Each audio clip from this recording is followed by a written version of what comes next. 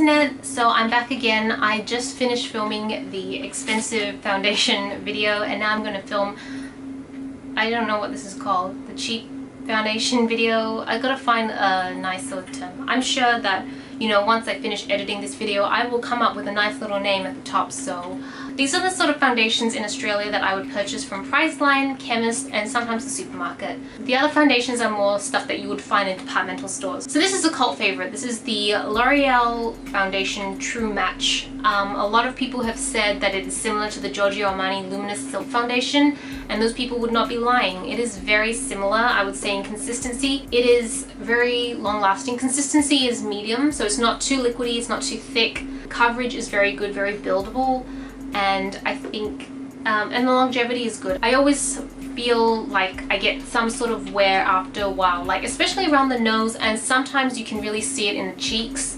When your blush starts to fade and you can start to see your pores, that's when I know the foundation is not holding up as planned.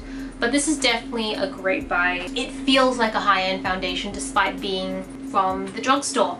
But in Australia, drugstore foundations are actually quite expensive as well. So I feel like the drugstore foundations in Australia are a similar price to the luxury foundations in America, put it that way. This one I was sent, this is the Rimmel Match Perfection. I use this a lot. They don't actually have a shade that matches me, so I had to mix them, but luckily PR sent me like 5 different ones, so I managed to work through that. I like it because I like the consistency and I like how it applies, but the longevity isn't really up there with some of the others that I'm about to mention, but it definitely feels, it goes on well.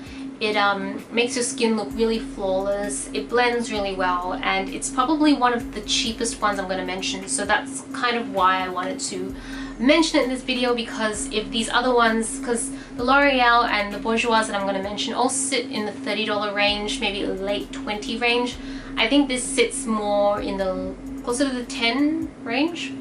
Like, obviously budget matters, and so I wanted to provide something that was a little bit more budget friendly, and I find that the Rimmel foundations are really great, but they're just not as great if you're looking for something really light. I think there's like that happy, the orange bottle, that happy one that so many people love, and I really want to use it, but the lightest one is too dark for me, and I don't even think I'm that light, so just test that if you can in store. And I know that in Australia, especially at Priceline, you can test the foundations before purchasing, so that is good. And then these last two I have are by Bushwa.